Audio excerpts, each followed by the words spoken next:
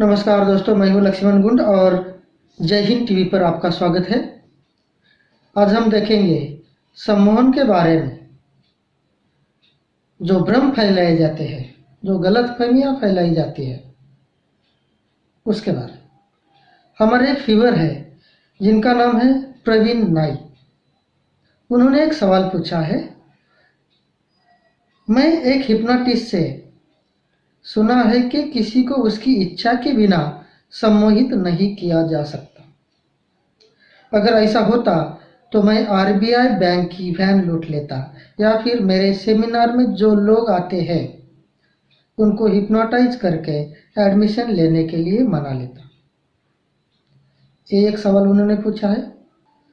दूसरा सवाल उन्होंने पूछा है, हिप्नोटिज्म सीखने के लिए कितना वक्त लगता है। और तीसरा सवाल है, सब हिप्नोटिस्ट एक हफ्ते का क्लास लेते हैं और 5-6 हज़ार फीस लेते हैं, लेकिन क्लास खत्म होने के बाद भी कुछ नहीं जमता है। और अगर हिप्नोटिस्ट को पूछेंगे तो वो कहते हैं कि और प्रैक्टिस करो, मेरी सीडी सुनो, मेरी किताबें पढ़ो, उसके बाद आपको आ जाएगा। लेकिन ये सब कुछ करने के बाद भी हमें कुछ नहीं आता है। तो चलिए आज हम इन तीनों भी महत्वपूर्ण सवालों का जवाब जान लेते हैं। अभी जो पहला सवाल है जिसमें उन्होंने लिखा है कि किसी को उसकी इच्छा के बिना सम्मोहित नहीं किया जा सकता। एकदम सिंपल सवाल है और सुनने वालों को भी कई बार लगता है कि ये सही है। लेकिन मैं जो मेरा एक्सपीरियंस है, जो मैंने आज तक इसके ऊपर रिसर्च किया है, उसके माध्यम से मैं आपको बताता हूँ कि कैसे गलत है। जब कोई हिप्नोटिस्ट एक सेमिनार लेता है और उसमें 100-200 लोग जाते हैं सेमिनार में, तो वो सब लोग एक इच्छा लेकर जाते हैं कि हमें सम्मोहन सीखना है और हमें सम्मोहित करके दिखाया जाए। अब इसमें तो कोई दो राय नहीं होनी चाहिए कि सबकी इच्छा है सम्मोहित होने की। लेकिन क्या उन सबको हिप्नोटिस्ट सम्मोहित कर सकता है? जवाब है नहीं। अब सबकी इच्छा तो है, सब यही बोलते हैं कि मुझे सम्मोहित करके दिखाओ, लेकिन इसके बाद भी वो हिप्नोटिस्ट सम्मोहित नहीं कर सकता है। तो फिर इसका मतलब क्या है? इसका सीधा मतलब है कि इच्छा का होना या ना होना सम्मोहन से कोई नाता नहीं है। फिर से एक बार सुनिए। सम्मोहन करने से या सम्मोहित होने से इच्छा का होना या ना होना, इससे कोई रिलेशन नहीं है। अगर किसी की इच्छा के बिना सम्मोहित नहीं किया जा सकता है तो आप हिप्नोटिस्ट के पास जाइए, उसको कहिए कि मेरी इच्छा है, आप मुझे सम्मोहित कीजिए। हिप्नोटिस्ट आपको सम्मोहित करने की गारंटी नहीं दे सकता। इससे यह साबित होता है कि सम्मोहन और सम्मोहित होने की इच्छा, दोनों बातों का कोई भी दूर दूर का नाता नहीं है। ये सिर्फ एक भ्रम फैलाया गया है कि इच्छा के बगैर सम्मोहित नहीं किया जा सकता। सामने वाले की इच्छा हो या ना हो, सम्मोहित किया जा सकता है और मैंने ऐसे कई लोगों को सम्मोहित किया है।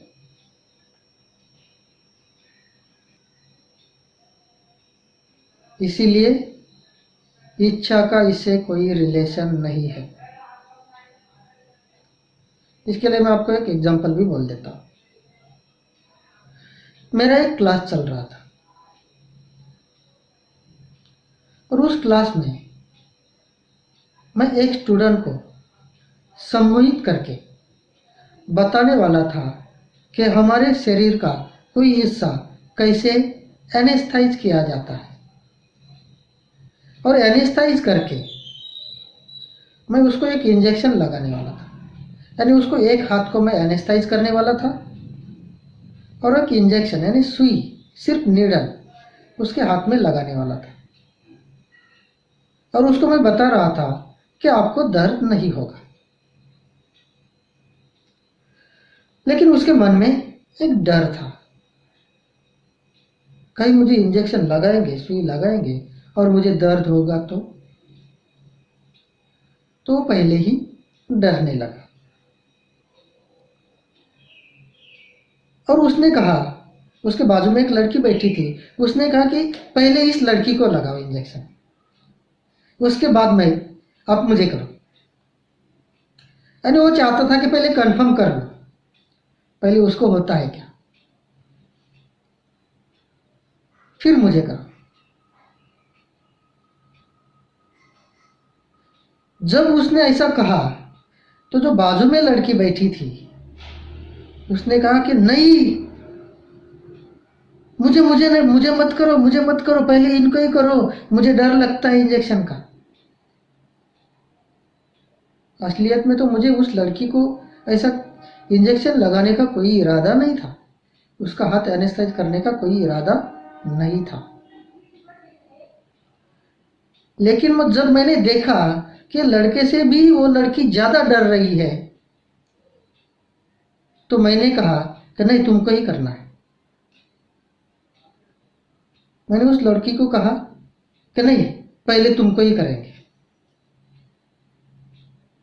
अभी ये सुनने के बाद वो लड़की और चिल्लाने लगी, सर मुझे नहीं, प्लीज मुझे मत करो, पहले इनको करो। वो ऐसा बोल ही रही थी, तब तक मैं उठ के उसके पास चला गया, उसके सर पर हाथ रख दिया और वो कुछ ही क्षण में सम्मोहन, कुछ सजेशन भी दिए और कुछ ही क्षण में वो सम्मोहन अवस्था में चली गई और उसको इंजेक्शन भी लगाया। अभी वो वीडियो मेरे पास है, लेकिन मैं पब्लिकली नहीं दिखा सकता। जब पर्सनली आप मुझे मिलेंगे तो मैं वो वीडियो भी आपको दिखा सकता हूँ। अब उसकी इच्छा तो थी भी नहीं, वो नहीं चाहती थी कि वो उसको मैं सम्मोहित करूँ, उसका हाथ एनेस्थाइज करूँ, उसको इंजेक्शन लगाऊँ। यहाँ तक कि जब उसको मैं सम्मोहन अवस्था से बाहर निकाला, उसको पता तक नहीं था कि उसके हाथ में निडल लगाया हुआ था करके। यानी मैं प्रैक्टिकली ये प्रूव करके दिखाया है। मैं कोई बात हवा में सुनी सुनाई बातों पर लेक्चर नहीं देता। जो मेरा एक्सपीरियंस है आज तक का, जो मैंने खुद करके देखा है, मैं उसके ऊपर बात करता हूँ। तो इसमें इच्छा का कोई रिलेशन नहीं है। उसकी तो इच्छा नहीं थी, इसके बाद भी वो सम्मोहन अवस्था में चली गई। उसको निडल भी लगाया, उसको दर्द भी नहीं हुआ, यहाँ तक कि उसको पता भी नहीं था कि ऐसा कुछ किया है। जब वो बाहर आई तो उसको मैंने बुला दिया था कि क्या हुआ है, और उसको पता नहीं था। तो जो कुछ हिप्नोटिस्ट ये रीजन बताते हैं कि इच्छा के बगैर सम्मोहित नहीं किया जा सकता है, इच्छा हो तो किया जा सकता है, ये पूरी तरह गलत है। और अगर मेरा ये लेक्चर कोई हिप्नोटिस्ट भी सुन रहा है, कोई मुझे चैलेंज भी करना चाहता है, तो मैं तैयार हूं। मैं ये प्रूव करने के लिए तैयार हूं कि जो आप बोल रहे हैं वो गलत है।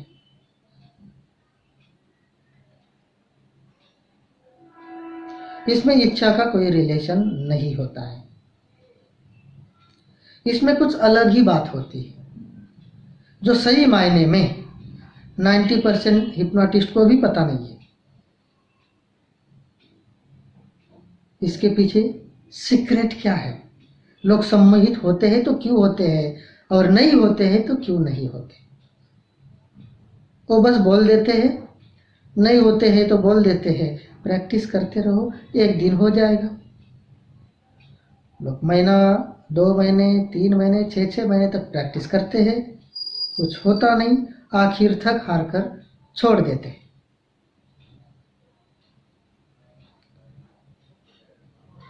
और सही मायने में गलती कहाँ हुई, ये ना तो हिप्नोटिस्ट बताता है, ना सीखने वालों को पता होता है। हिप्नोटिस्ट को लगता है मैंने तो सही बताया है, और जो सीखा है उसको लगता है मैंने सब कुछ करके देखा लेकिन हो तो नहीं रहा है, शायद मुझ में ही कोई कमी होगी। ऐसा सोच के वो भी कोशिश करना छोड़ देता है।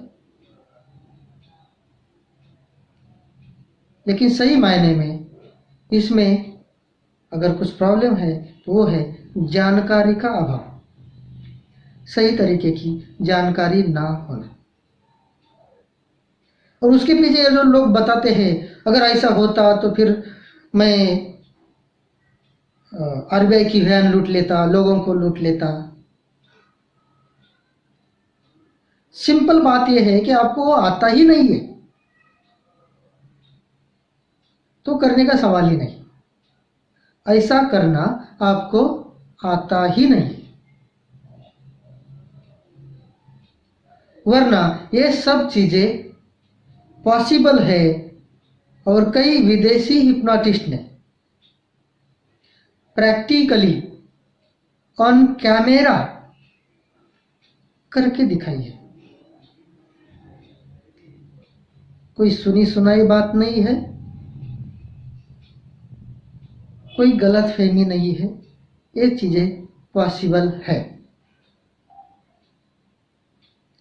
तो जो बोलते हैं कि पॉसिबल नहीं है, ये इच्छा बिच्छा ऐसा कुछ भी रीजन देके आपको बहका देते हैं, आपको भ्रम में रखते हैं, पूरी तरह गलत है।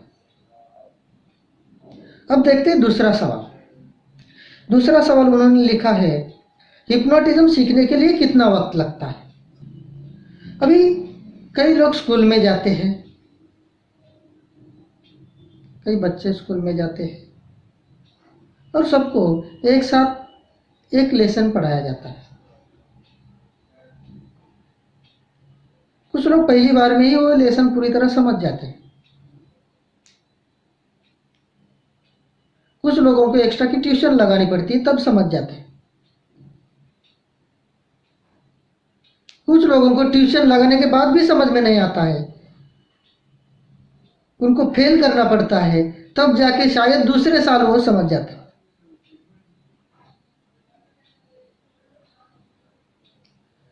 तो हर किसी को एक पर्टिकुलर समय लगेगा और वो सीख जाएगा, ये दुनिया का कोई इंसान गारंटी के साथ नहीं बता सकता।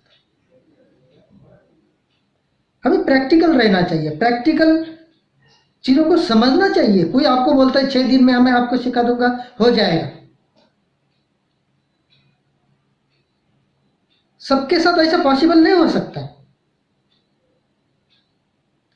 पहले आपको उनकी एक एग्जाम लेनी पड़ेगी, उनकी आईक्यू लेवल टेस्ट करनी पड़ेगी, और जब आपको उनकी आईक्यू लेवल पता चलती है तभी, जब उनकी आईक्यू लेवल आपको पता चलेगी तब ही आप बता सकते हैं कि आपको इतने दिन लगेंगे।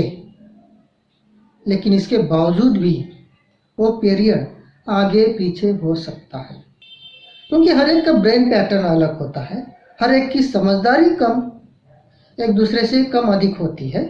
उसके हिसाब से समय हर एक व्यक्ति का अलग अलग होता है कोई भी चीज सीखने के लिए। इसीलिए जब मैं कोर्स लेता हूं तो उसमें मैं लाइफ टाइम सपोर्ट देता हूं, यानी कोर्स पीरियड खत्म हो गया, रिलेशन खत्म हो गया, इस तरह की चीज मैं नहीं करता हूं जैसे कि बाकी लोग करते हैं हर तरह की। क्योंकि बाद में भी उनके माइंड में कई सवाल होते हैं, कई सारी कंफ्यूजन्स होती है, तो उनको मैं सपोर्ट देता हूँ।